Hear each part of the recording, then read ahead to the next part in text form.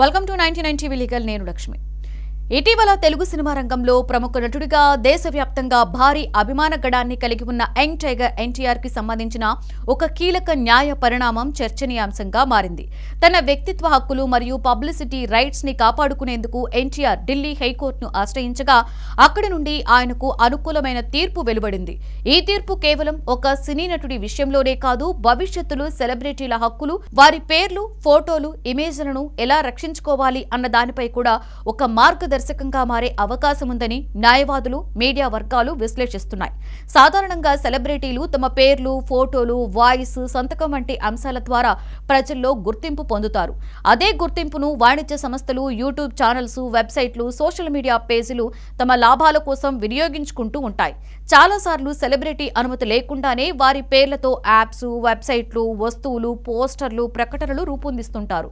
దీనివల్ల ఒకవైపు ఆ సెలబ్రిటీకి ఆర్థిక నష్టం జరుగుతుంటే మరొక వైపు వారి ప్రతిష్ట, ఇమేజ్ కూడా ప్రమాదంలో పడే అవకాశం ఉంటుంది.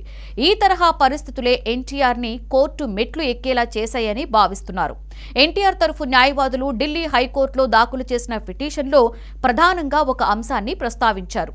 ఎన్టీఆర్ పేరు, ఆయన ఫోటోలు, ఆయనకు సంబంధించిన నిక్ నేమ్స్ అనుమతి లేకుండా వాణిజ్య ప్రయోజనాల కోసం వినియోగించటం ఆయన వ్యక్తిత్వ హక్కులకు భంగం కలిగించటమేనని వారు వాదించారు. ఎన్టీఆర్ ఒక పబ్లిక్ ఫిగర్ అయినప్పటికీ తన ఇమేజ్ పై పూర్తి హక్కులు తనకే ఉంటాయని, ఎవరికైనా తన పేరు లేదా ఫోటోస్ ని వాణిజ్యంగా వాడాలి అంటే ముందుగా తన అనుమతి తప్పనిసరిగా తీసుకోవాల్సిందేనని కోర్టు దృష్టికి తీసుకువెళ్లారు. ఈ వాదనలను పరిశీలించిన ఢిల్లీ హైకోర్టు ఎన్టీఆర్ కు అనుకూలంగా తీర్పు ఇచ్చింది. కోర్టు తన తీర్పులో స్పష్టంగా ఒక విషయాన్ని పేర్కొంది. ఎన్టీఆర్ పేరు, ఫోటోలు గుర్తింపునకు ఆయన అనుమతి లేకుండా వాణిజ్య ప్రయోజనాల కోసం వాడుకోవడం చట్ట విరుద్ధమని, ఇది ఆయన వ్యక్తిత్వ హక్కులు మరియు పబ్లిసిటీ రైట్స్ కు భంగం కలిగించటమేనని కోర్టు అభిప్రాయపడింది. అందుకే ఈ అంశాన్ని పరిగణలోకి తీసుకుని ఎన్టీఆర్ వ్యక్తిత్వ హక్కులకు పూర్తి రక్షణ కల్పిస్తున్నట్లు హైకోర్టు ప్రకటించింది. కోర్టు ఇచ్చిన ఆదేశాలలో మరో కీలక అంశం ఏమిటంటే ఎన్టీఆర్ కి సంబంధించిన వివిధ పేర్లు మరియు నిక్ నేమ్స్ ని కూడా ఎవరూ వాణిజ్యపరంగా ఉపయోగించరాదని స్పష్టం చేసింది. ఇందులో NTR, junior NTR, NTR junior, Tarak junior, Nandamuri Taraka Ramarao వంటి అధికారిక పేర్లతో పాటు man of masses, young tiger వంటి ప్రజల్లో ప్రాచుర్యం పొందిన నిక్ నేమ్స్ ని కూడా ఉన్నాయి.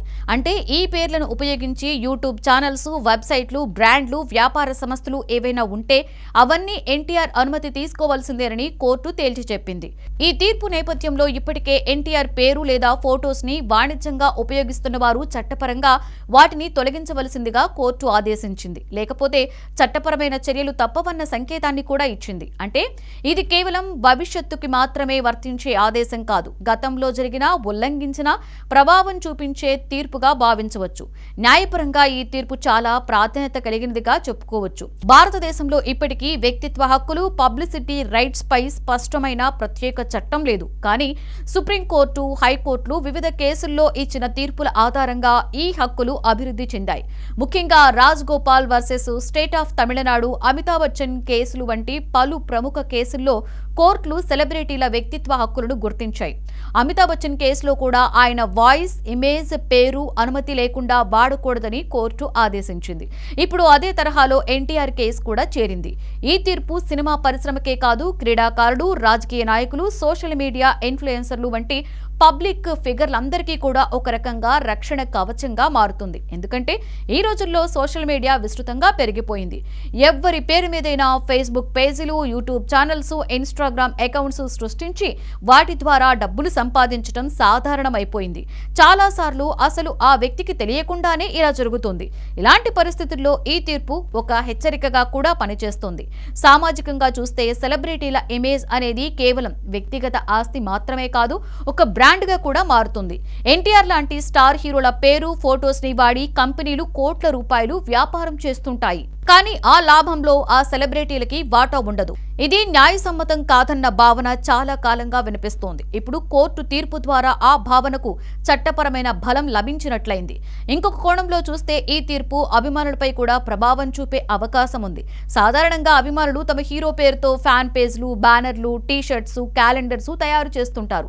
ఇవి వాణిజ్య ప్రయోజనాల కోసం కాకుండా కేవలం అభిమానాన్ని వ్యక్తపరచడానికి మాత్రమే అయితే పెద్దగా సమస్య ఉండకపోవచ్చు. కానీ అదే పనిగా డబ్బులు సంపాదించుకునేందుకు చేస్తే మాత్రం ఇకపై చట్టపరమైన చిక్కులు తప్పవు. అందుకే కోర్టు ప్రధానంగా వాణిజ్య ప్రయోజనాల కోసం ఉపయోగించటాన్ని నిషేధించింది. మొత్తంగా చూస్తే ఎన్టీఆర్ కు ఢిల్లీ హైకోర్టు ఇచ్చిన ఈ అనుకూల తీర్పు ఒక వ్యక్తిగత విజయంగా మాత్రమే కాకుండా భారతదేశంలో సెలబ్రిటీల వ్యక్తిత్వ హక్కులకు ఒక మైలురాయిగా చెప్పుకోవచ్చు. ఇది భవిష్యత్తులో మరెందరో నటులు, క్రీడాకారులు, పబ్లిక్ ఫిగర్లు తమ హక్కులను కాపాడుకునేందుకు కోర్టును ఆశ్రయించేలా ప్రోత్సహించే అవకాశం ఉంది. అలాగే వ్యాపార సంస్థలు, డిజిటల్ ప్లాట్ఫామ్స్ కూడా ఇకపై సెలబ్రిటీల పేర్లు, ఫోటోస్ వాడేటప్పుడు మరింత జాగ్రత్తగా వ్యవహరించవలసిన పరిస్థితి ఏర్పడింది. ఈ తీర్పుతో వ్యక్తిత్వ హక్కులు అంటే కేవలం సిద్ధాంతం కాదు, చట్టపరంగా అమలు చేయగలిగే హక్కులేనన్న విషయం మరొకసారి స్పష్టమైంది.